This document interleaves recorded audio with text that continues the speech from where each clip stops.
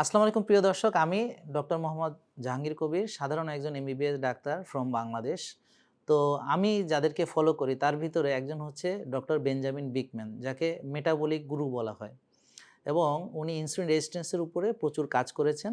আর সবচেয়ে বড় কথা, হোয়াই উই গেট সিক যে বইটা, এটা তিনি রাইটার। তার কথা বলতে গেলে অনেক কথা বলতে হবে। তো যাই হোক, এই যে আমি হোমায়ার টেস্ট করার কথা বলি, আমি যে ইনসুলিন টেস্ট করার কথা বলি, তো এটা যে আমি বলি না, এটা যে উনিও বলেন, তো দয়া করে উনার মুখ দিয়েই প্রিয় দর্শক আপনারা একটু শুনুন। If I could have one change in the US and the UK and everywhere else, I'd say add insulin to that panel. Because once we get insulin, we can measure the fasted level, and a person wants to see it at around 7 microunits per mil or less. That's a really, really good sign. So you look at your insulin alone, but then with insulin and glucose, you can do something called the HOMA, HOMA, the HOMA score. And that's a really good score of where you fall on the insulin resistance spectrum. প্রিয় দর্শক, শুনলেন তো? ওই সেই হোমায়ারের কথা তিনি বললেন, ওই যে সেই ইনসুলিন টেস্ট করার কথা তিনি বললেন। দুঃখজনকভাবে আমাদের দেশে কেউ এটা করাচ্ছে না।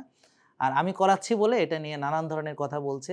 তো যখনই প্রিয় দর্শক আপনারা আপনাদের হোমায়ার জানবেন এবং এটাকে নরমাল রাখবেন, অর্থাৎ ১ এর ভিতরে রাখার চেষ্টা করবেন, যেটাও 0.5 থেকে 1.5 পর্যন্ত এটা নরমাল রেঞ্জ। আর ইনসুলিনটাকে যখন আপনি ৩, ৪, ৫ এর ভিতরে রাখার চেষ্টা করবেন, ৭ এর নিচে হলো এটা নরমাল রেঞ্জ, বাট অপটিমাল হলো ৩, ৪ বা ৫ এর ভিতরে রাখা। তাহলে দেখবেন যে আপনি ৬০ থেকে ৭০ টা রোগের রিস্ক থেকে বেঁচে যাবেন।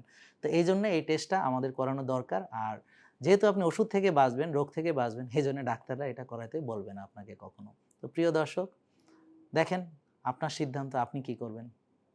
জেকে লাইফস্টাইল লিমিটেড, ওষুধ মুক্ত সুস্থ জীবন।